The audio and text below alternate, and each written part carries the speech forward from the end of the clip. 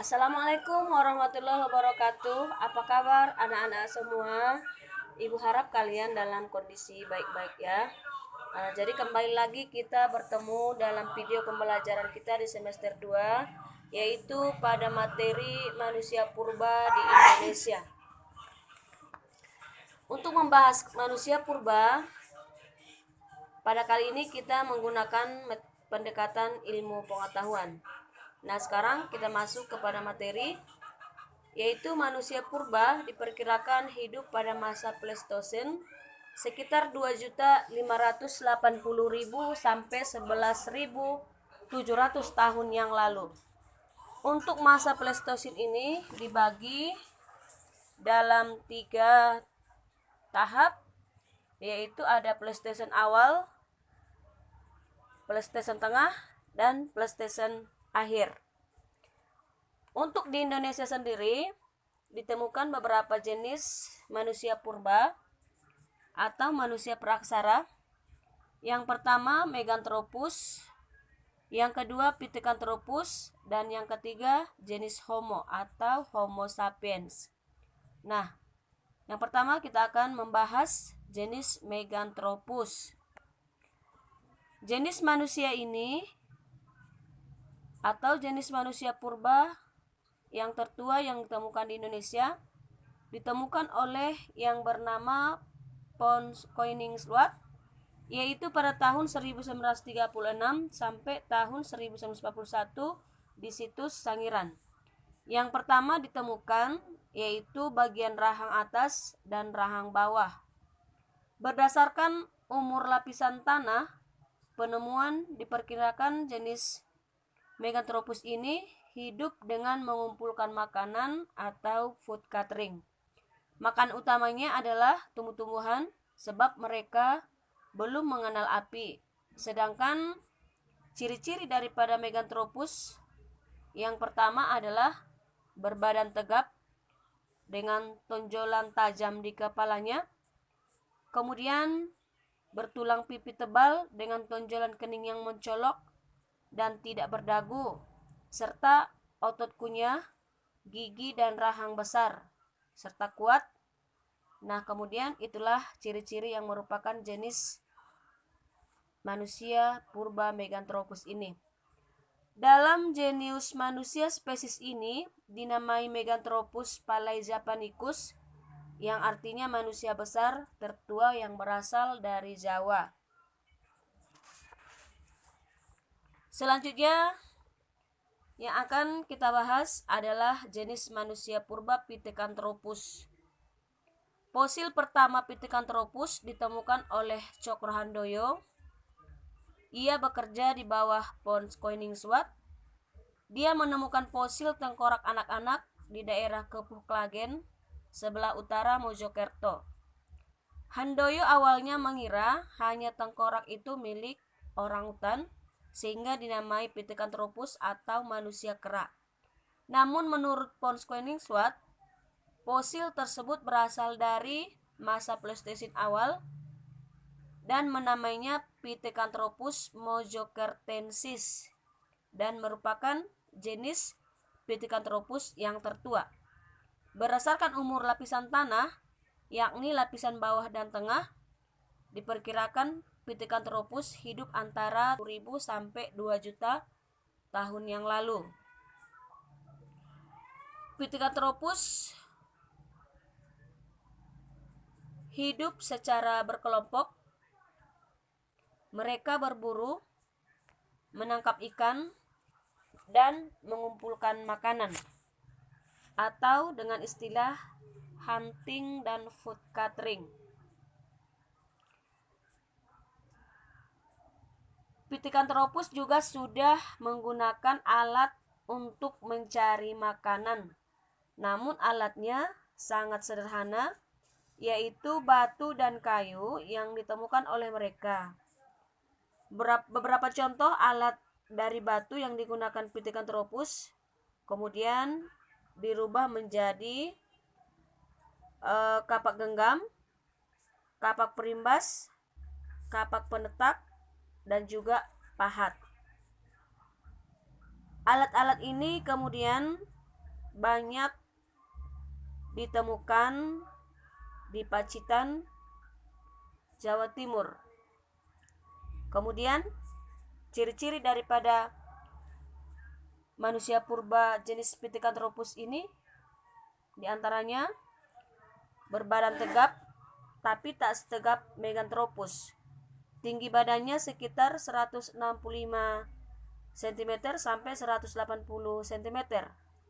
Tulang rahang dan geraham kuat. Bagian kening menonjol.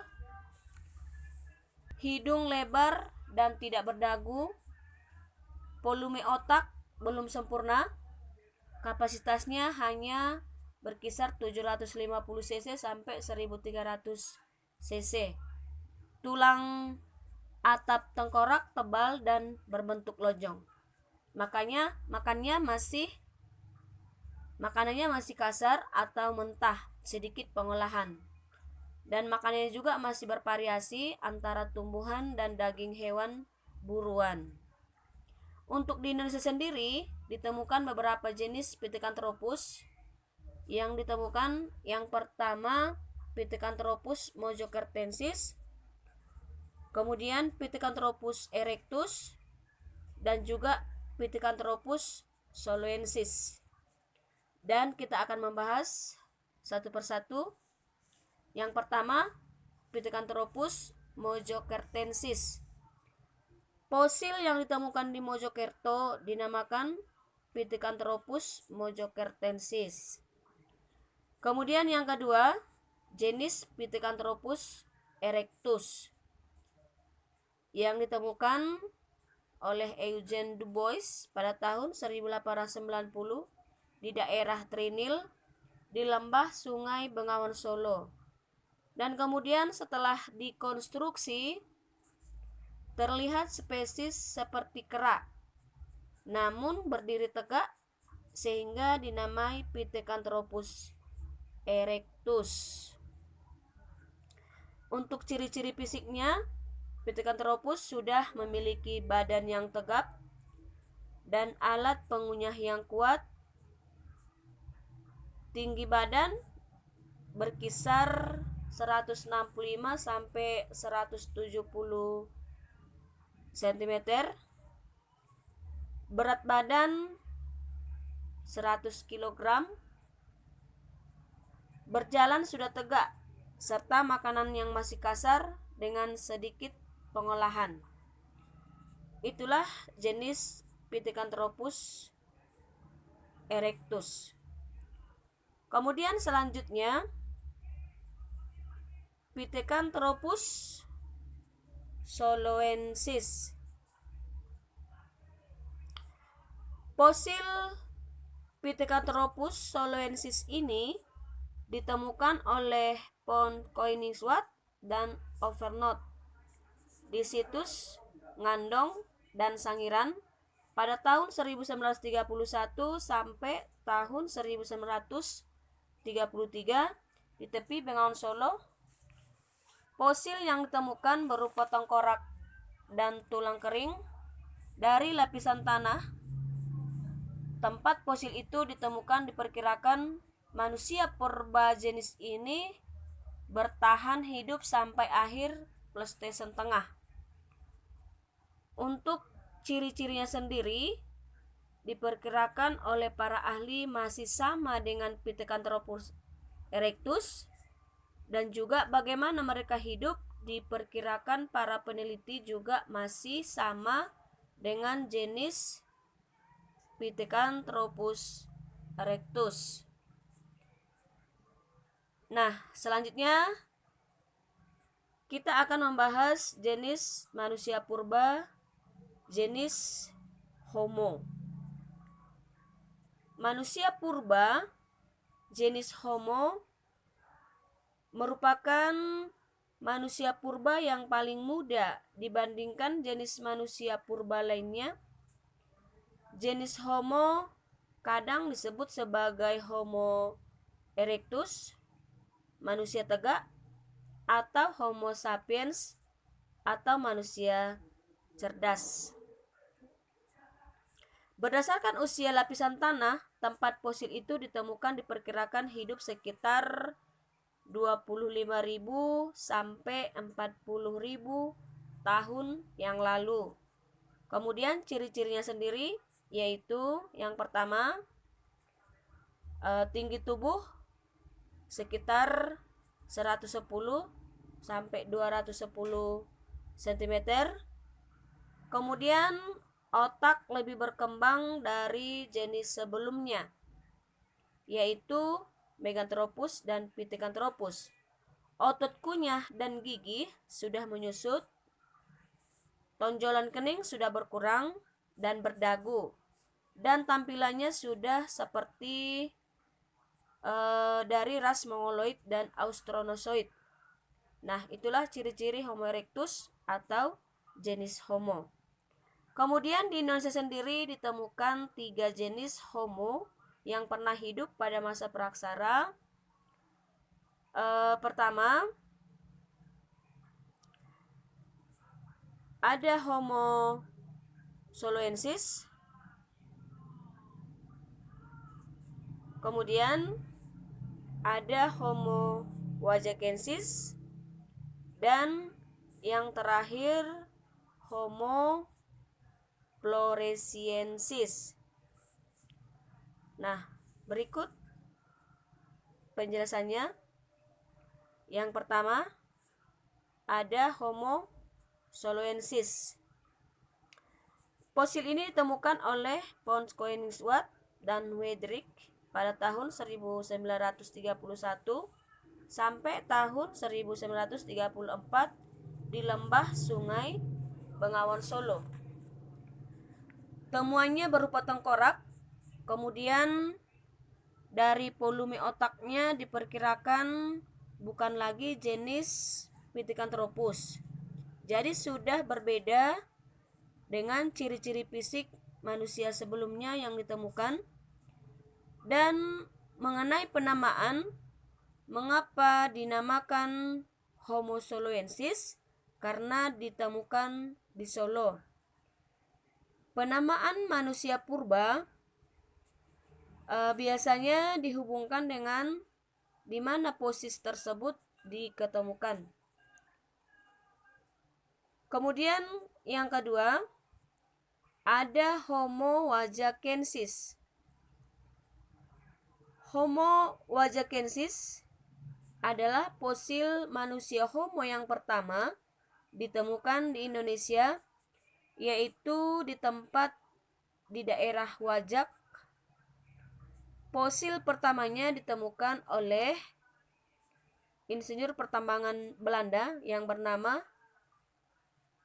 Van Richthofen pada tahun 1888. Setahun kemudian, Eugene Dubois menemukan fosil kedua di tempat yang sama.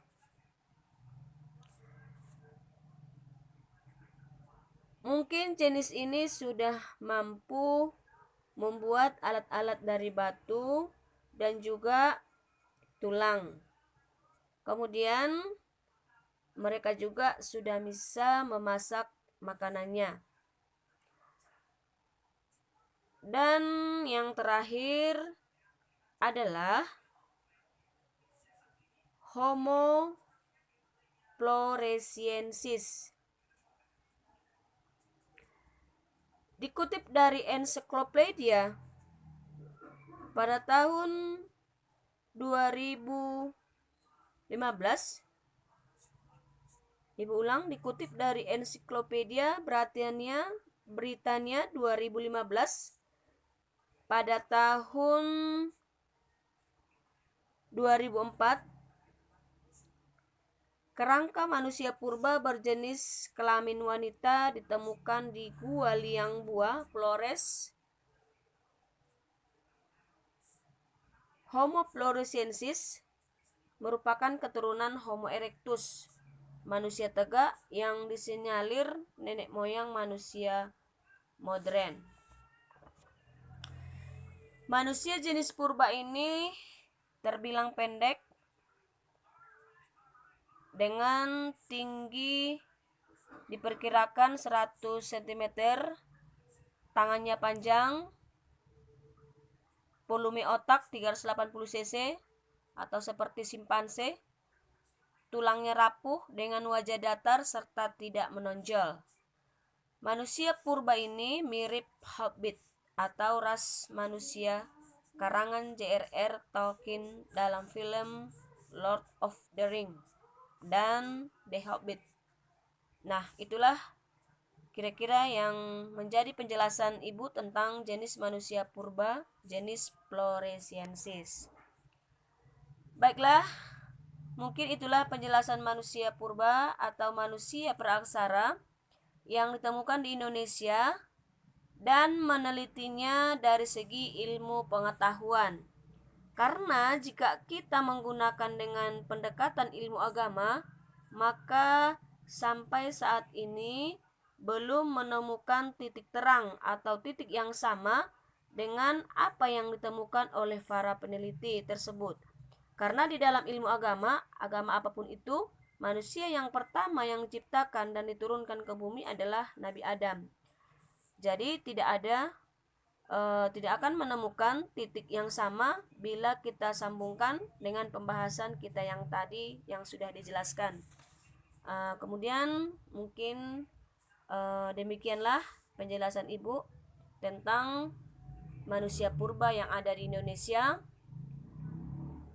Ibu akhiri dengan ucapan salam. Wassalam. Assalamualaikum warahmatullahi wabarakatuh.